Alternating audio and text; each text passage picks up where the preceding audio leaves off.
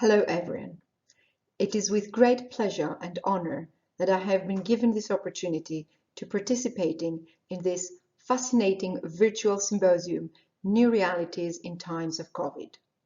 My name is Theodora Zeliga and I'm a senior teaching fellow in medical English at the Faculty of Medicine of the University of Ioannina in Greece. My talk today is entitled An Ode to Medically Themed Literature in Times of COVID, and I will focus on the role of medical humanities and literature in particular in the development of a professional medical ethos and an advanced patient-centered healthcare. Now, arguably, this new pandemic reality in 2020 has caused a severe trauma to the modern world. On the one hand, medical and the public health have been put at the forefront, but on the other, scientific, social, economic, and educational sector have been severely disrupted. So what this unprecedented reality calls for is an interdisciplinary response and collaboration among all scientists and stakeholders of all different fields. Medical humanities contribution specifically is deemed as most essential in those times, with the insightful perspectives and the wide array of resources it has to offer, ranging from visual art, filmography and music, to novels, poetry and literary pieces of work. So why medical humanities?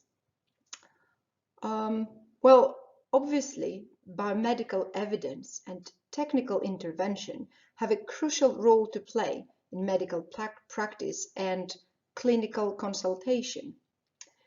However, research has shown that these two will never be enough for physicians to approach patients and care for patients in the fullness of their humanity.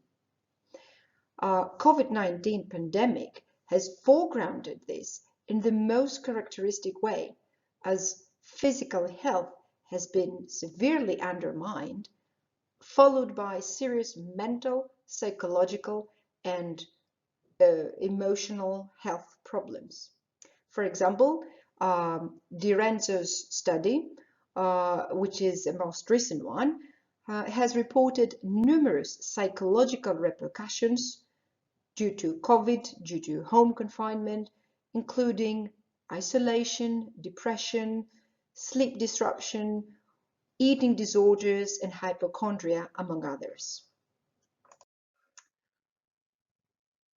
If we focus particularly on medically themed literature, Sharon has very aptly posited that at an embarrassingly instrumental level, medically themed literature allows training in literary concepts such as genre, narrative stance, reader response, subtext, etc.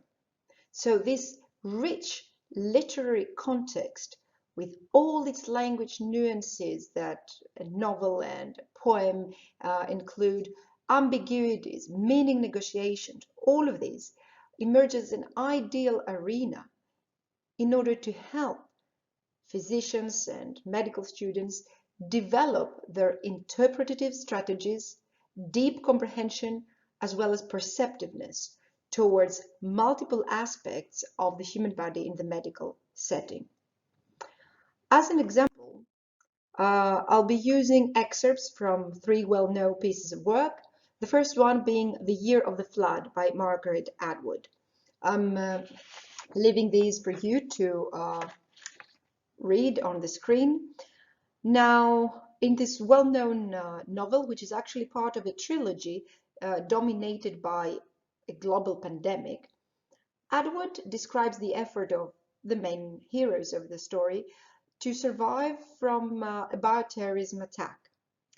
Now, this novel is on the one hand dark and violent, but at the same time it is tender and compassionate in a dystopian world, thus inviting the readers to a conceptual play with a wild imaginative power.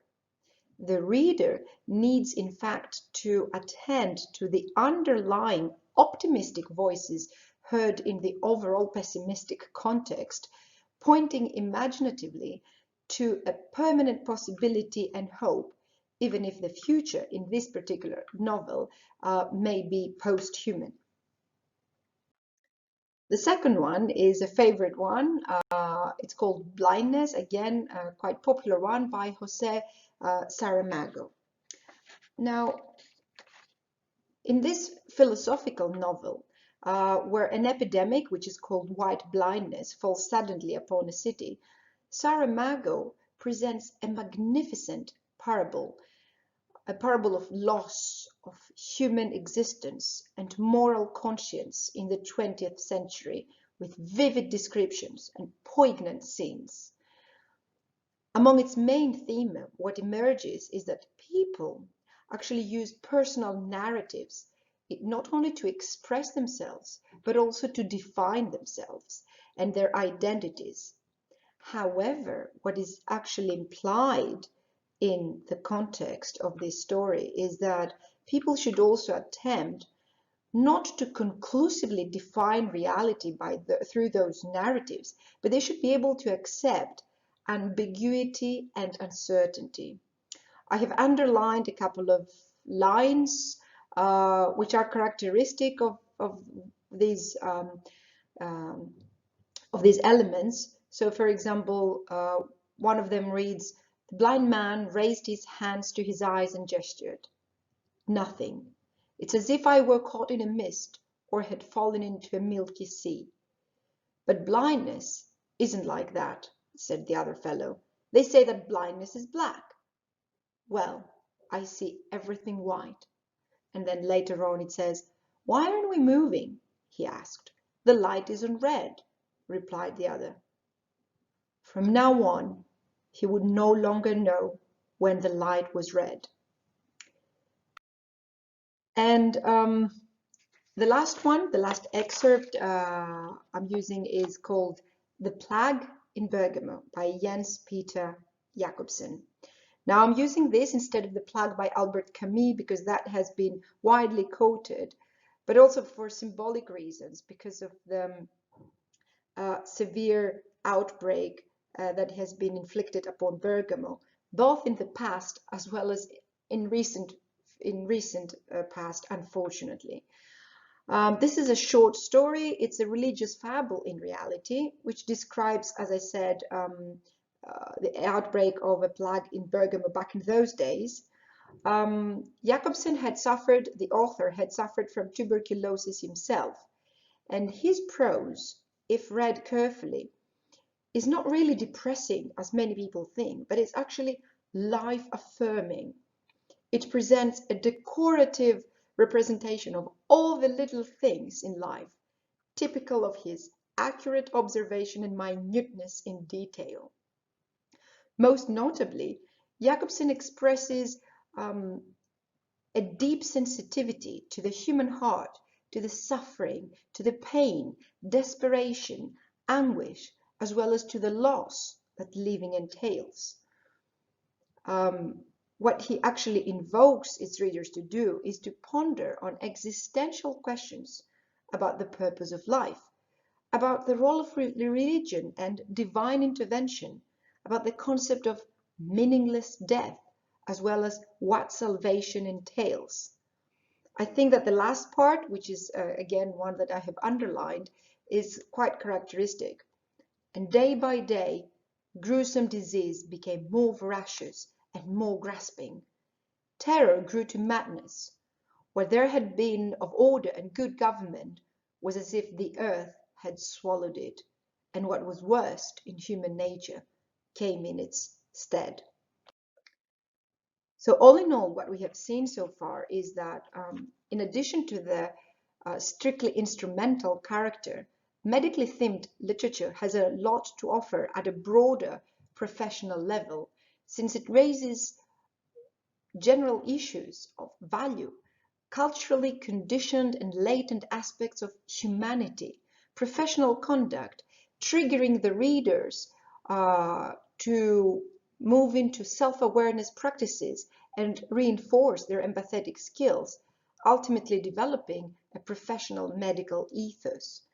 And if we bring this into a medical context, a context which is traditionally based on factual teaching and a biomedical approach to health, medical humanities allow medical students and healthcare professionals to tolerate ambiguity, to reconcile with uncertainty, and embrace subjectivity. So hopefully, these personal assumptions will be able to assist future doctors to acknowledge the intricacies of human nature and hopefully provide patient-centered, compassionate, and responsible healthcare. Now, I'm moving on to a second part, which is again a favorite one, and it is poetry. Now, poetry and generally poems often prove to be more challenging for critical engagement. And this is due to the fact that poetic forms are characterized by polysemy, by hidden connotations, as well as unconventional syntactic patterns, open to varying renditions, and thus they place greater intellectual demands on their readers. But it is in fact for this very reason, as Shapiro aptly notes, that like poems, patients are wonderfully complex and sometimes frustratingly irrational. So to respond adequately to a poem or to a patient requires careful empathetic attention and the capacity to be moved by what is being conveyed. So I'm using three examples again in this case. The first one is a very short quote by Maria Polidori. Maria Polidori was a Greek poet who suffered from tuberculosis herself as well. And she wrote this poem, and this is actually just an excerpt, while being treated in hospital. Now these few lines display her desperate cry, showing that her body will strive to fight this deadly disease, this bleeding wound as is portrayed here, even if she cannot always feel it. The second one I'm using is called Weather and has been written very recently by Claudia Rankine. Again, I didn't have enough space to put the whole poem, but I'm using most of it here. So in this poem, the American prominent poet unveils the uncertainty and chaos of COVID-19 that provided actually the backdrop for the murder of George Floyd. So she tries to bring to the fore the inextricable linkage between a pandemic and an action of violence, between the individual and society, between the personal and the collective prejudices, between which might lead to common or disparate roads ahead. So in this context, in fact, empathy is presented as a political solution, and the poet, as she does in most of her works, she explores whether actually something transformative might emerge through creative form. As it reads in the last few lines, "This time nothing, no one forgotten.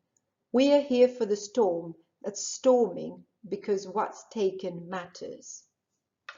Finally, my last poem for today is called Lockdown by Simon Armitage. Again, a very recent poem, a poem that has been characterized that it's a poem about plague and hope, contact and connection. And no need for me to analyze it. I'll just quote what the poet himself has said about this piece of writing.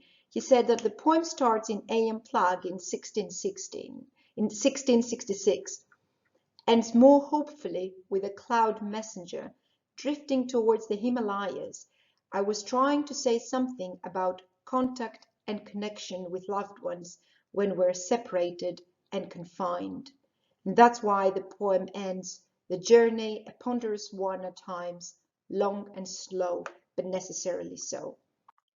So as a result, all of the above have shown that medically themed literature can offer to medical students and healthcare professionals the opportunity to understand all these hidden meanings and analyze deeply and meaningfully human interactions, adopting multiple perspectives on each occasion, uncover also their personal, cognitive, and emotional biases, embrace a more holistic understanding of the human condition, particularly when humans are in pain, and finally confront patient encounters with an honest attention and emotional resonance.